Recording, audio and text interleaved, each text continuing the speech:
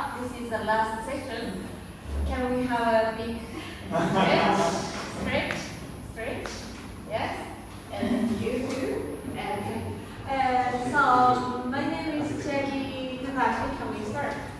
Thank you very much. Okay, my name is Jackie Takahashi. I'm from Tsukuhama Senior High School in Kanagawa, Japan. And then my partner is the Demonstration School of Silpakurun University, Thailand. Alright, here we go. We make the presentation part.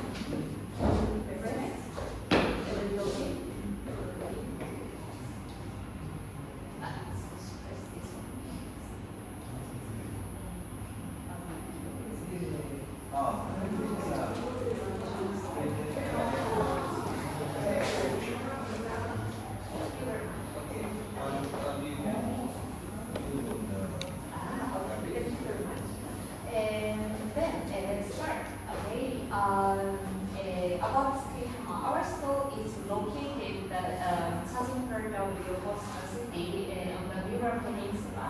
About 750 students and 60 teachers are working and studying together. And then these are the pictures from our student slides. So most of the slides pictures are made up from them. I just took out and then used it for today. And the feature of our school, about roughly 50 to 60% of students go to university, and about 30 enter the vocational schools, and 10% start working after graduation.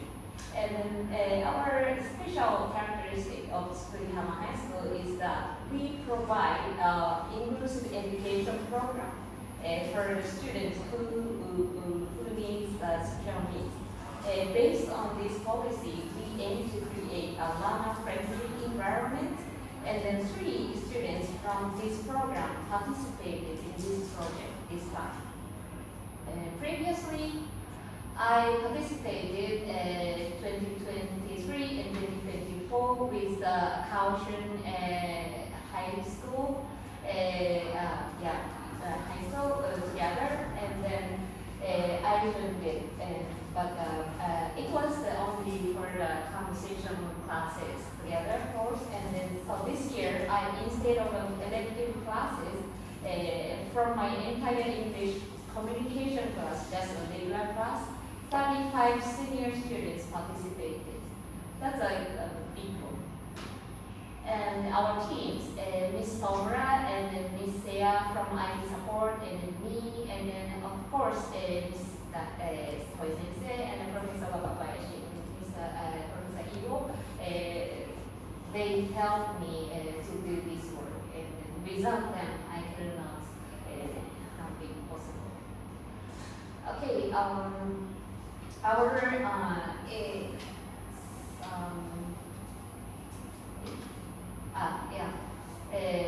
how we did. I think it's very important to think about these 3 points. One is preparation time, and then the other one is cultivate students' motivation, and then the third one is you have to give them the purpose for practice. The first one, preparation time. Of course, for the third graders, seniors, all the seniors, we are pressured on the university entrance examination. So I couldn't give them a lot of time to do it. But instead of that, we just on a daily basis, like a regular 1 or 2 minutes before we start, I give them some kind of speaking practice, a little by little. For example, how about if you are introducing your friends to the Thai friends, then what do you do? And then second, we pretend and then do it for 1 or 2 minutes, or sometimes like how about food and culture things, and that gives them a lot of spice for speaking up a little bit. And then to cultivate the students' motivation also, it was a very easy part, because they knew what's going to happen after all. So they are kind of motivated. We have to speak with the Thai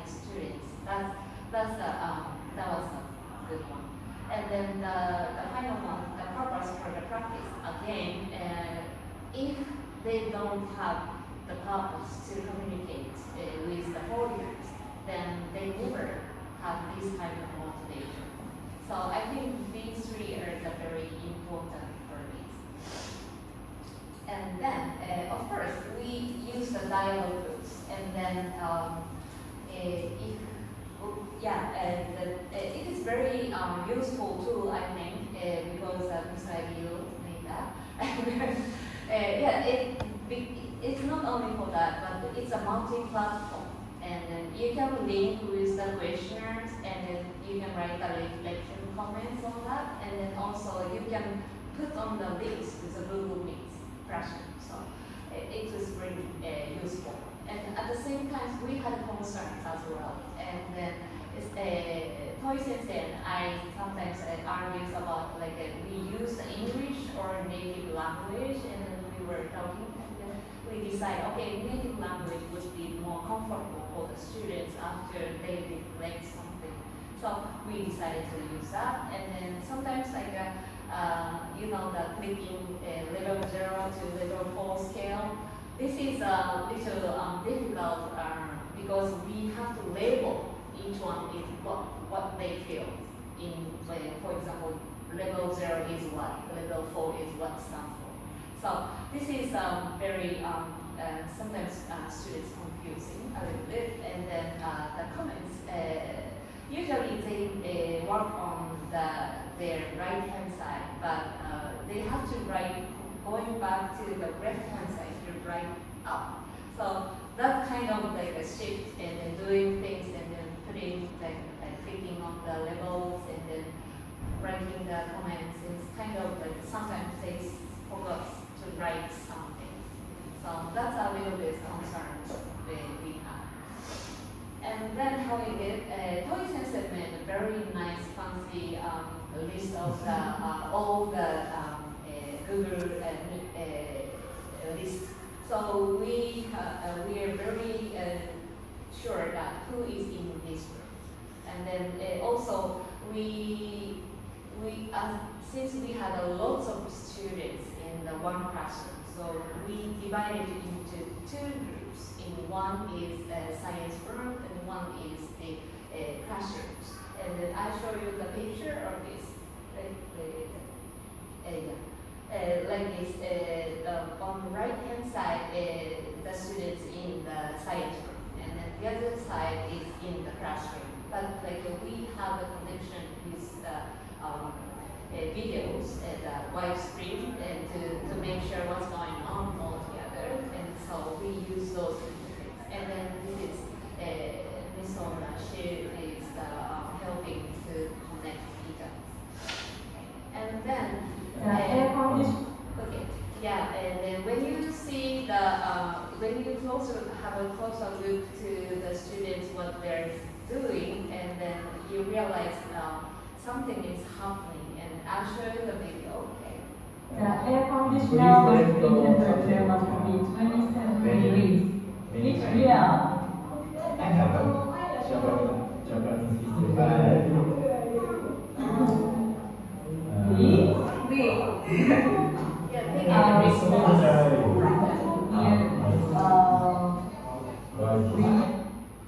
Yeah, in this video, she's asking a unique school rules, and then their air conditioner temperature must be set at 27 degrees Celsius. Is it true or false? That's the question. And then while they're talking, students receive the reaction or feedback from them, and that makes the students more get involved and also feel satisfied on that. And then the students use a lot of strategies like these kind of quizzes, slow clear voices, and gesture, texting sometimes, translation, picture showing things, the real thing. Some students brought the real dog or to show, they wanted to really show the dogs. So those kind of things to receive the feedback from them. And then this is often said that such negotiation of meaning facilitates language acquisitions, and then this kind of interaction promotes deeper language understanding. And then even for novice learners like our students, the SMILE project provides natural communication opportunities and a strong platform to increase engagement.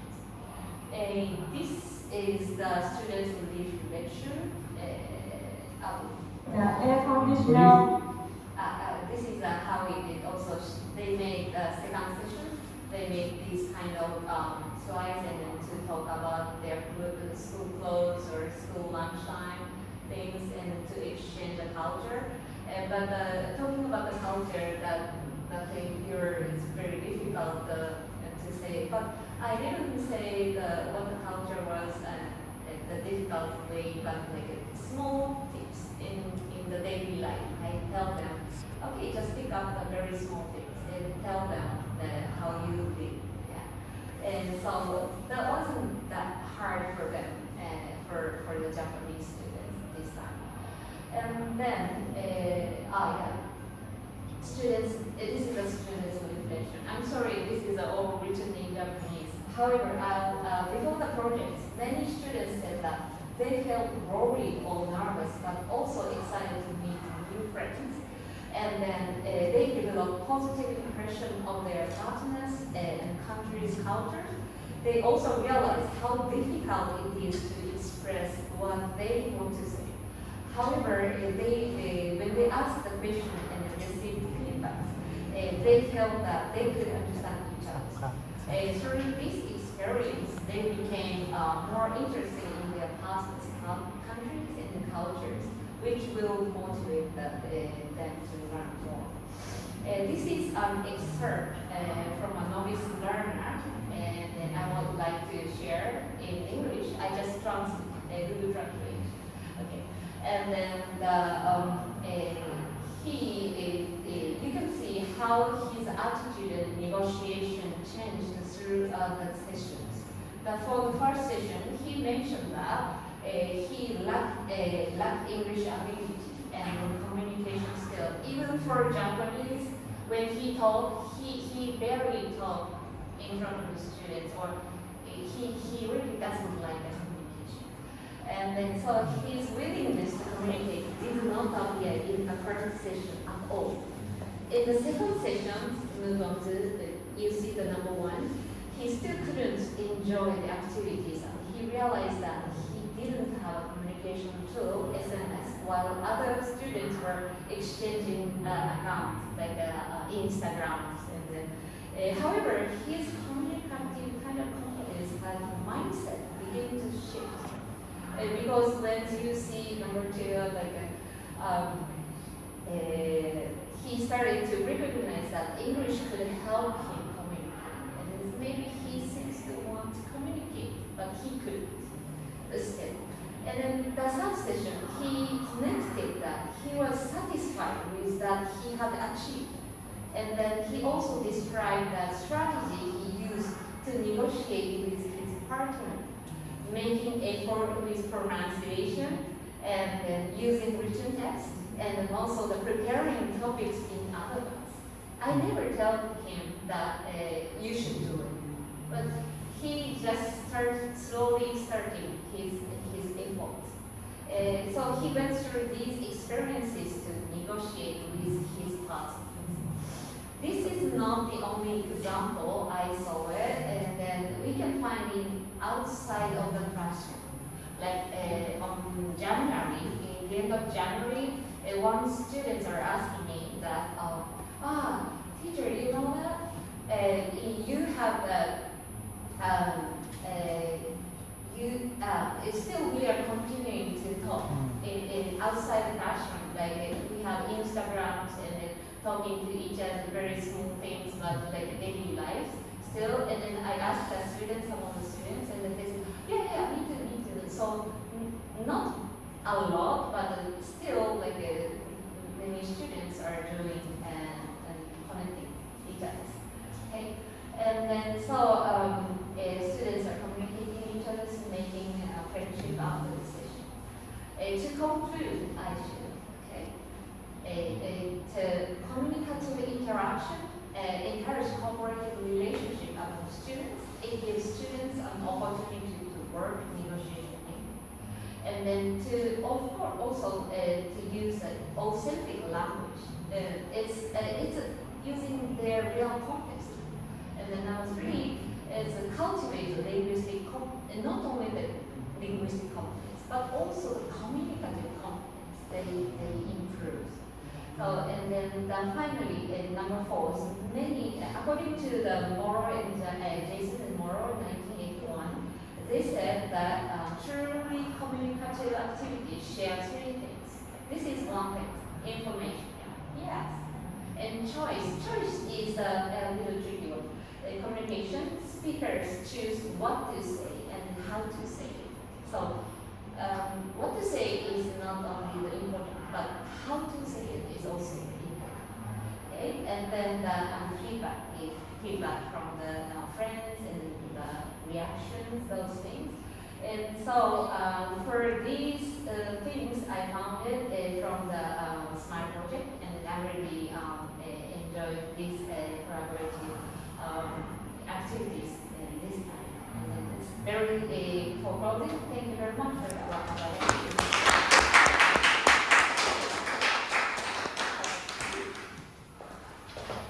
Okay. Today's the last final presentation will be provided by Toy Center. Yeah. Is that good? No.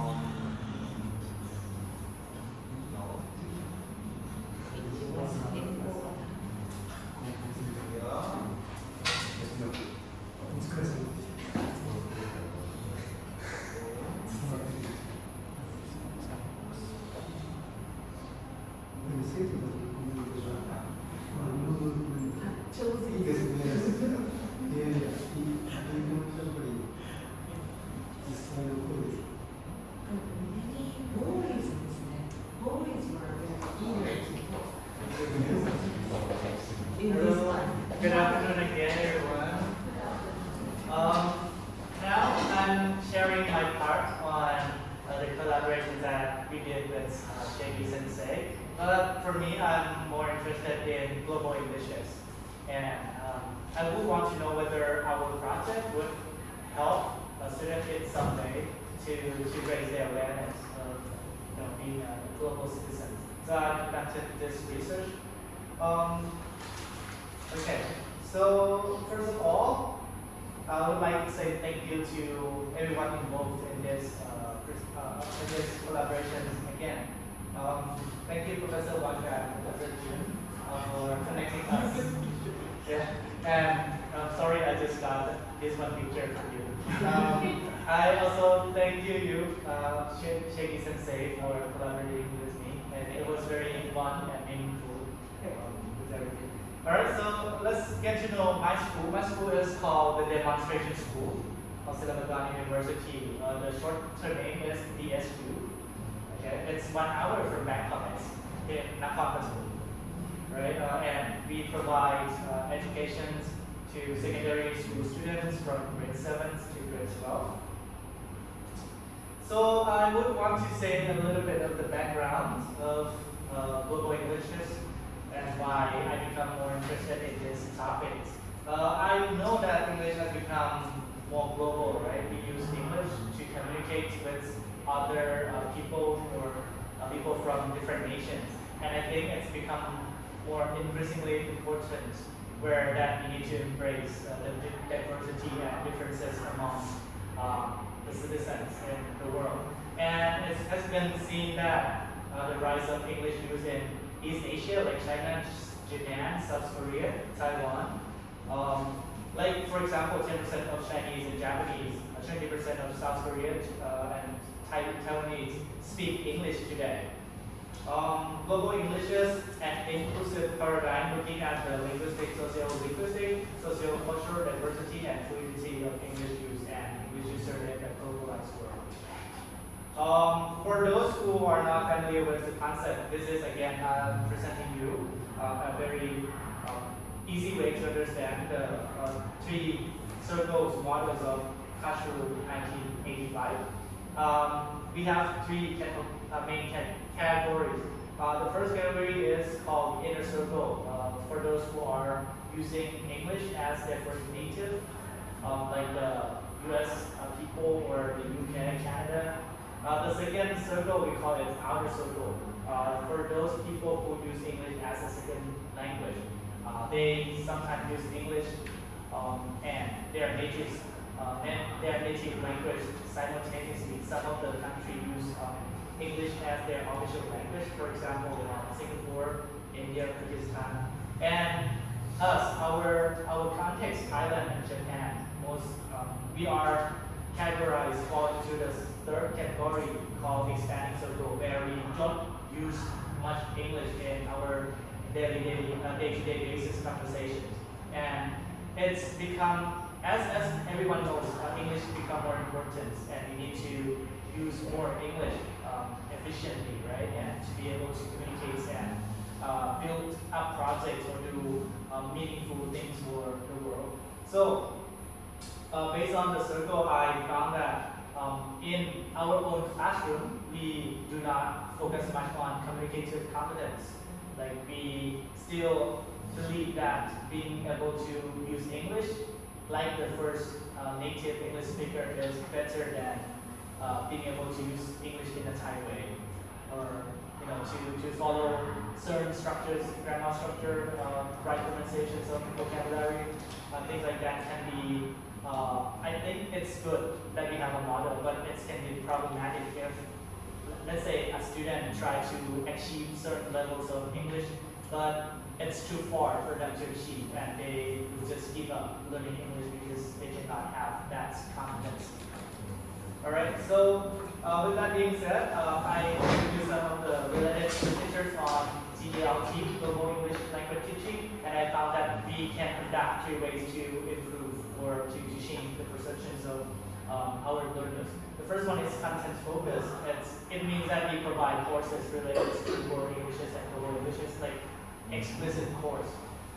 We structure the design of the lesson based on fact or ideology of Global Englishes, which is not likely to happen in my school because I don't have like that period where I can use 1 hour or 2 hours to just give the inputs of Global English. So I move away from that. The second one, integrated approach, means that we can have some discussions or external class assignments assigned to the kids to do things or research more on Global Englishes, which might be a little bit difficult for me as well because as my part as an English teacher, I need to do continually assessment and do all the contents that the school provide and follow the structures of the course. And this is unlikely to happen too. So I found that exposure approaches where we just expose them to English speaking environment like Smile Project, and we don't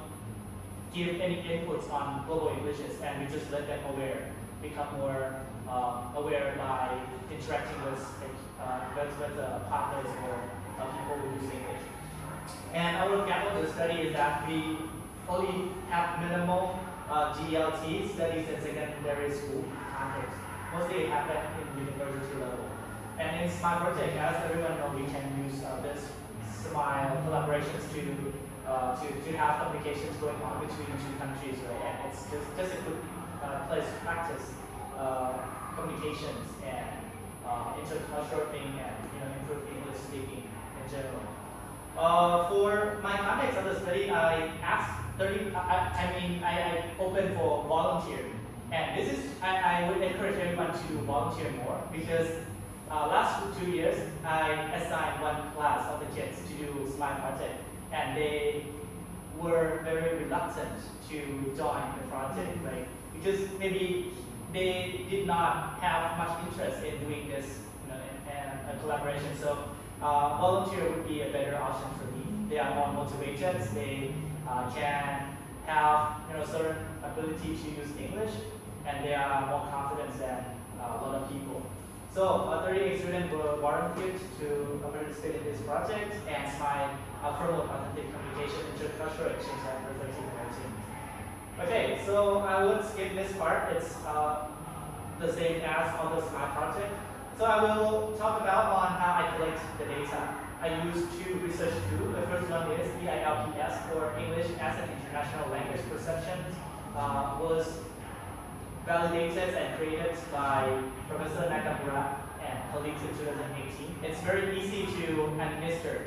I think everyone here in this class can do and adapt this questionnaire. It's comprised of 11 items, 5-point Likert scale. It's been used with many top scholars like Keith Rhodes and other top names of the world Englishes, local Englishes. So it's only 11 items, only 4 factors, and they can complete it in 5 minutes.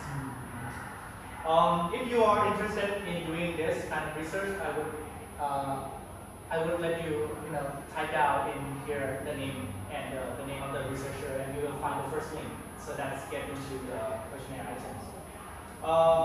And I also asked them to write their reflections on dialogue books. The question was based on Michael Brad as well. I asked them to do 5 times before the meeting, first meeting, second meeting, third meeting, and after the meeting.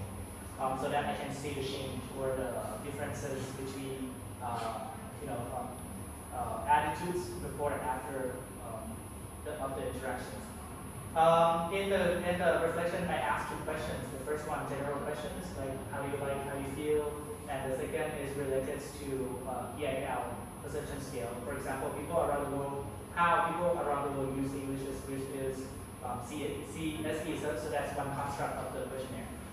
Okay, so I'll skip this part. So I'll do both quantitative and qualitative research data collections, EIRPS, so that quantitative dialogue books, written reflection. I ask them to write at least 50 words because if they only write 1 sentence, I cannot do much with the data.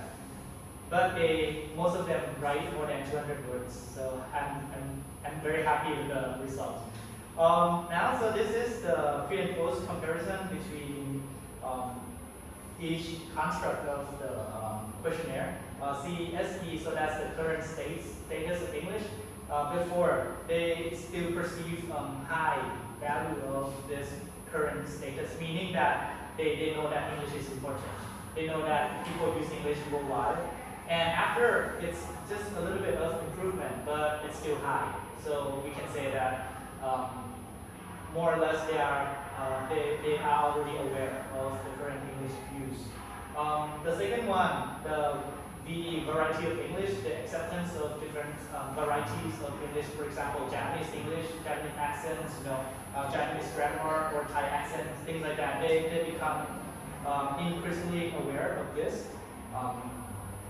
And SMC, so that's strategies for multicultural. Like for example, if you saw another previous video that a girl tried to explain about the inhaler, right? So she was using like gesture to explain. So that's considered as the strategies for communications. And in this case, we find that strategy was implemented more often than the previous one. And I also have data from qualitative to confirm this too. For the last one, the last construct is the ESI, so English speaking identity, like to claim the ownership of English, like Thai English, Japanese English, things like that. So for the reflection, here it's reflected the first construct of the questionnaire. English is widely used around the world. Lingua franca connecting people from different countries. English is crucial for communication, so even if the first entry, right, they were aware of the current status of English. For the next one, cultural exchange. Learning about the culture. The most difficult part is the communication. There was some misunderstanding, but it's still fun. I don't understand how I speak them. I write English on the screen to communicate, so this is how they exercise strategies. So if they only rely on their speaking ability, sometimes misunderstanding can arise, right? So they instead use English word, write English on the screen. And occasionally they write Japanese because they are Japanese in nature. So that would even be more helpful to communicate with the partner. Okay, a lot of practice. One thing that I would want to raise is the equipment and internet connection was not very stable. This also happened with other previous smart project that I did with another school in Taiwan. it's the same things that happen, like the echo, the noises, the internet shutdown, and I think this is thing that we need to also consider because some of this factor influence how they communicate. Sometimes they stop talking because they were not sure whether their friend did not understand or whether it was because of the internet. Okay, and also they learn about Japanese. Like Japanese, everyone was like upward friendly Japanese accent or spoke quickly, but it helped me improve my listening skill, boost my confidence speaking. Okay, so I think I don't have much time for now, so I'll go to the last slide. So to keep my students motivated and get more students to come to the project, I have certificates for them at the end of the program. So Thai students like to collect certificates. There's no reason, I don't know. Maybe they want to put that in their portfolios and submit to the university. So I asked Professor Laga to sign in the middle, my signature on the left, and Sheki Sensei on the right. And I think this is a good way to promote more future collaborations. So they, like the future generations of Smart Project, they see that this is the reward of attending a Smart Project, so they're likely to come for the future. All right, thank you everyone for listening to my presentation. We actually have time for questions or feedback or sharing your thoughts because the closing ceremony is delayed a little bit, so we have time for questions. Vijay. Any questions? I actually do. Yes. So we don't see your qualitative results in here, but I'm interested in asking you about the use of gesture in students' communication. Is the use of gesture, it's there because students lack vocabulary, or it is more about they know that using gesture will make the conversation more communicative, funner? What do they say on the written reflection? Based on my reflections, they did not explicitly say how they incorporate gesture, but I just saw the video of the previous presentation, so and I did not collect video data of my students doing interactions. My finding will be based on written data, which they only say that I use words or I use pictures, I use translations in order to accomplish the conversation. That would be a very interesting idea because I was thinking the same thing that maybe next project I would look into communication strategies and how they overcome challenges and interference during the communications. Yeah.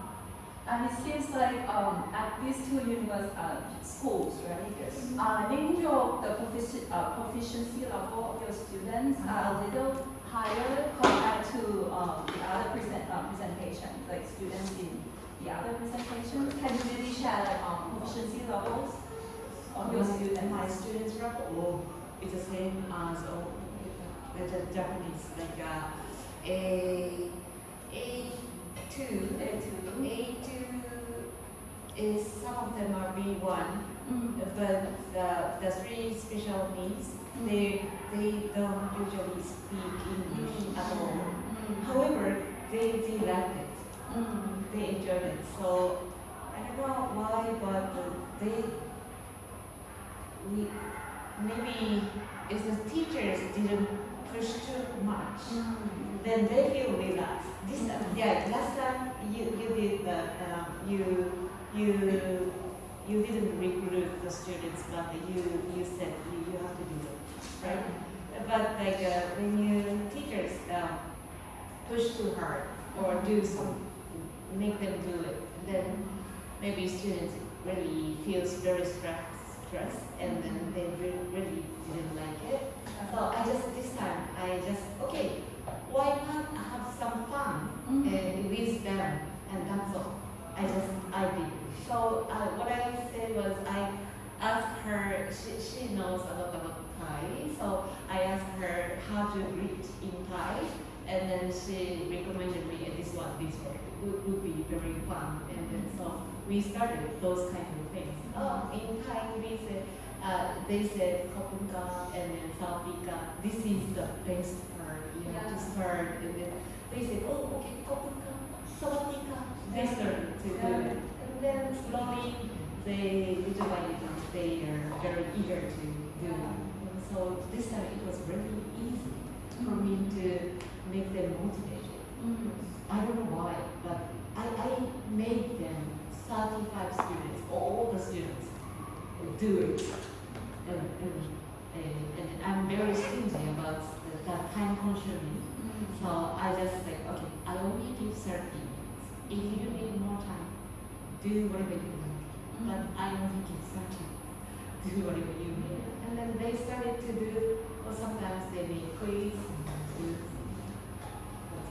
For me, my English, my student English is, I would say, overall better than other school.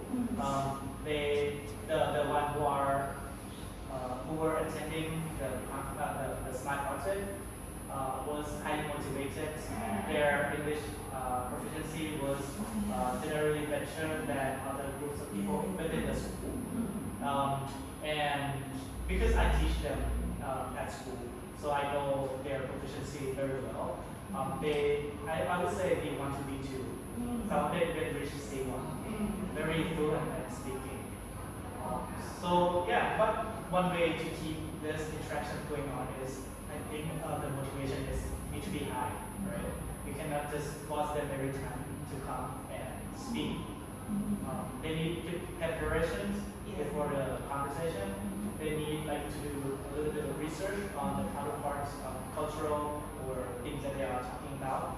So without motivation, they cannot reach this level of communications.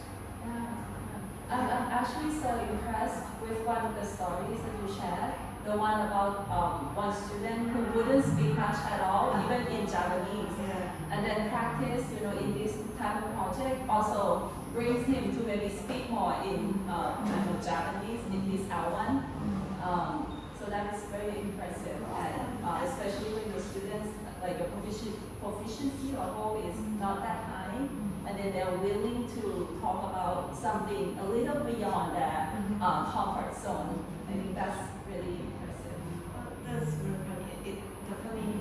I have one funny story that the one boy from Thailand and the one student didn't show up on time, and because he was sleeping at the back. Do you remember? We were going, Yes. but like while I was talking to Chloe, and then someone from my side said, "Hey teacher, I know he's not coming because my friend in Thailand, she texted me that he is going to be absent today because he's sleepy or tired. So just don't worry about it." How do you know? And I was talking to his like, maybe Chloe, he's not coming, but it's okay. That was really so. They just beyond our imagination. Yeah.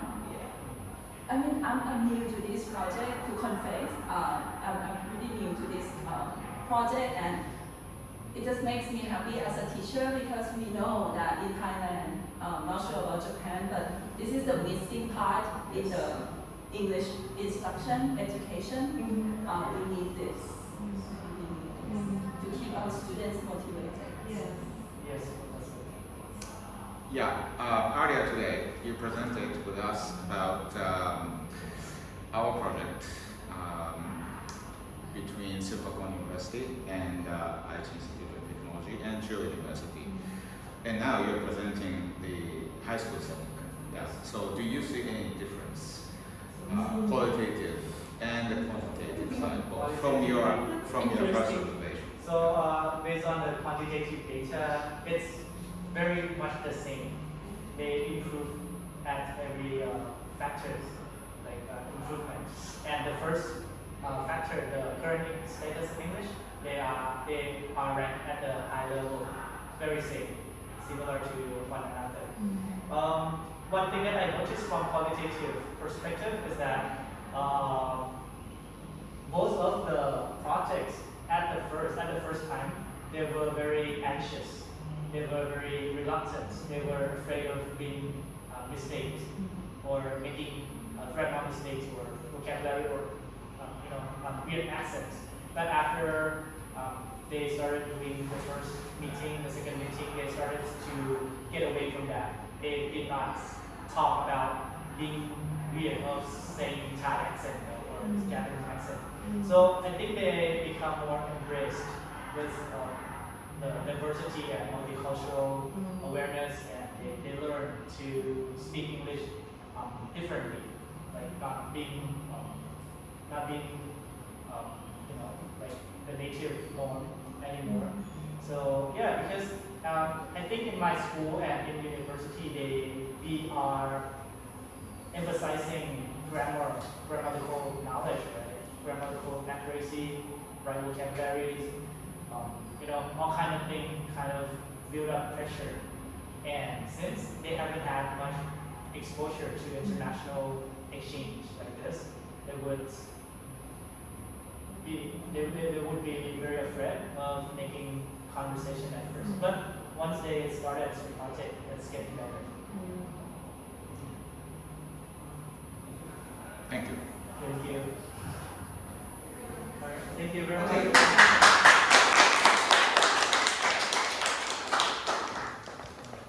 Thank you very much.